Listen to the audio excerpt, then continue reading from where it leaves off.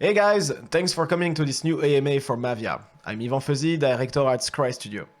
Hey guys, this is Julian Dropsit, CG supervisor. As you may already know, the reveal trailer has been released a couple weeks ago, and it got such a good reception from the community that we decided to make this special AMA just for it. So today we're going to present more about the process behind it. We will give you a great overview of the studio and show you how things are done. So let's get started. We will first explain an overview of a 3D pipeline when it comes to create a trailer, and then we will go through a couple of case studies to show you some behind the scenes.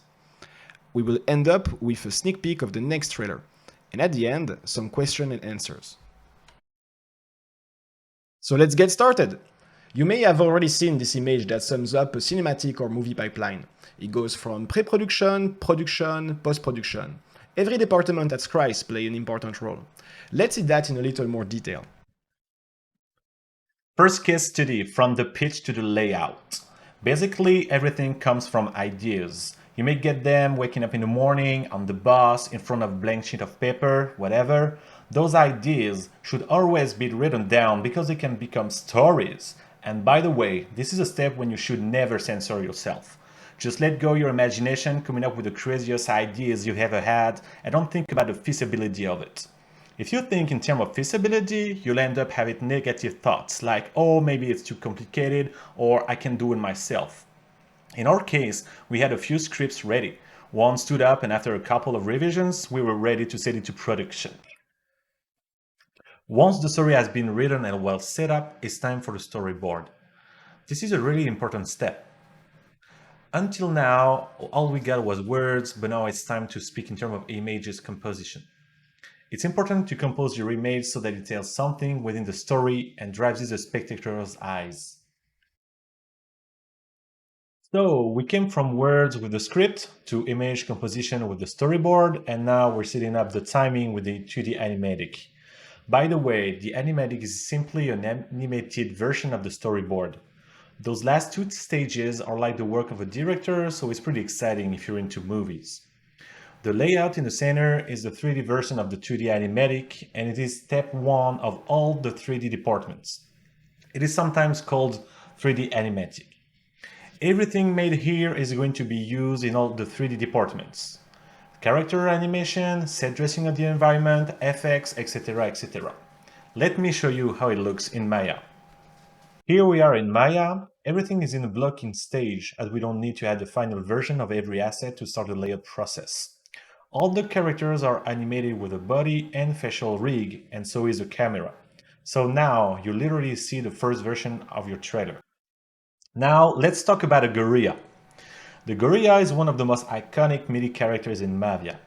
We really wanted the gorilla to be friendly, confident, and also strong. One of his particularities is his diamond hands, which is clearly a wink to investors. At this step, it is important to validate the silhouette and proportions. They have to be harmonious and very easily identifiable. Once the design is validated, we start working on their evolutions and costumes. The higher level, the more powerful it gets. Our artistic direction is turned towards science fiction for all the higher levels. In the meantime, our 3D department already started the working on the 3D model. Our workflow is the following. We create a blocking of a character in ZBrush and add details then. We make all the modeling steps in ZBrush or Maya. Once the modeling is finished, we use Substance Painter for the surfacing and Redshift for the final look depth. And here's the final result that you saw in the trailer. The rigging department is the link between the modeling and the animation. Without that step, it's impossible to animate a character.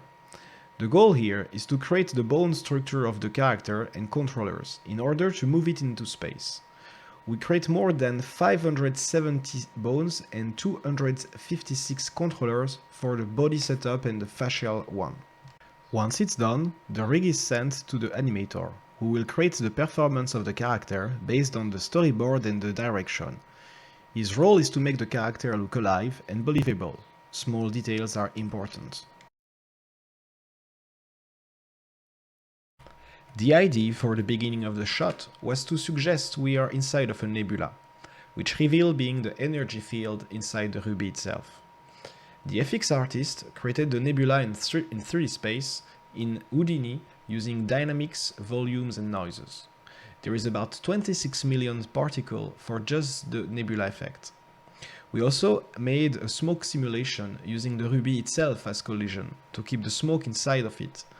The colors here are just for preview purpose, we change them at later stage. There is also some electric effect going on at the surface of the ruby. Okay, now the last case study here, the post-production.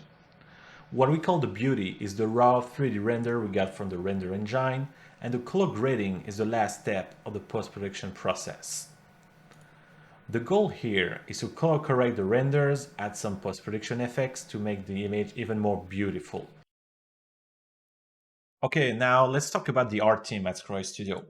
Our team is composed of international artists who's been in the industry for a long time and have worked on several AAA projects such as Love, Death and Robot, Arcane, Sing, Call of Duty, etc. etc. Okay, it's time to answer your questions. We received many on the Discord and we'll answer as many as we can. Let's go. What was the thought process behind the intro where she is using the ruby as a power-up? When Mira smashed the ruby in her hands, it represents the players upgrading their hero permanently with the ruby. It's like a level up. It releases the energy inside of the ruby, transfer it to the hero. It's like the burning mechanism in the tokenomic of the game, transferring the value of the ruby to the hero. I'd like to hear about the pipeline V2 and the efficiencies and artistic improvement you think it will bring, because the trailer already looks epic. It's a pretty complex topic to explain in a few slides, but I will do my best to explain it quickly. In a few words, it's useful to achieve the projects we want to do.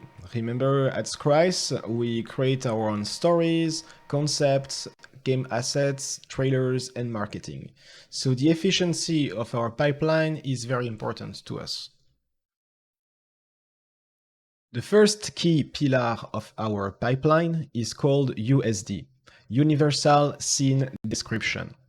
It's a 3D format that was introduced by the studio Pixar, and it helps to make the 3D file compatible between every software. It helps us a lot to increase the efficiency between departments.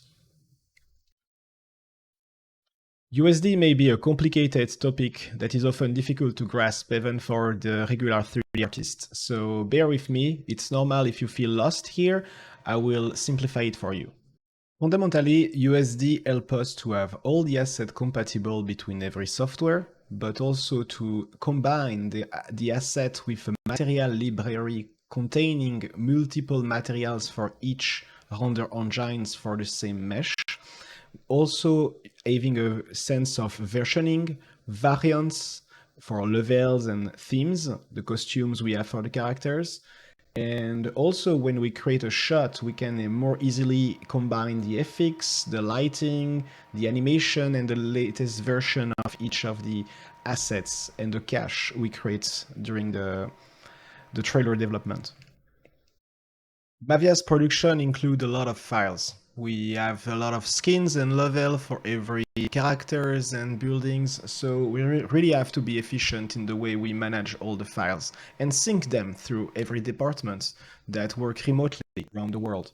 So we've been working to create these custom tools and scripts, allowing us to see through all the themes and levels, displaying the files of everybody, and it helps us a lot. Our team of artists is international and work in different departments. They must collaborate daily on heavy files and often run huge CPU simulation or GPU rendering. Here at Skrice, we love automation and procedural. On a daily basis, we create a lot of tools and scripts to help us automate repetitive tasks, rendering and simulation. This is very important for efficiency and scalability. You don't want every artist to have to use their own computer for rendering or heavy tasks. A basic render farm is just a bunch of computers who receive the signal to run tasks like rendering or simulation. Our situation is more complex than this, but it gives you the basic idea of what we had to solve recently. will a 4K version of the trailer be available? So not this one, but we plan to render the next ones in 4K. When are we expected to see gameplay footage with the assets? Even if it was not the main topic of this AMA, I wanted to share some progress about the game with you. So we've been busy benchmarking hundreds of characters on the battlefield, and the results are great, so I felt confident I can share this little sneak peek with you. Here is a work in progress 3D model of the Doge adjusted for the game. The challenge here is obviously performance, so we create various low polygon versions of each character. The proper level of detail is loaded based on the player's camera distance from the object. We will show you more game development in the coming month.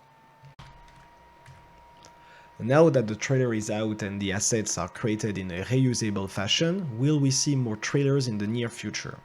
So yes, not only that, but we already started to work on the production of the next one, since actually a couple weeks ago. So I'd like to show you some sneak peek of it. But I won't tell you more about it. What was the biggest challenge?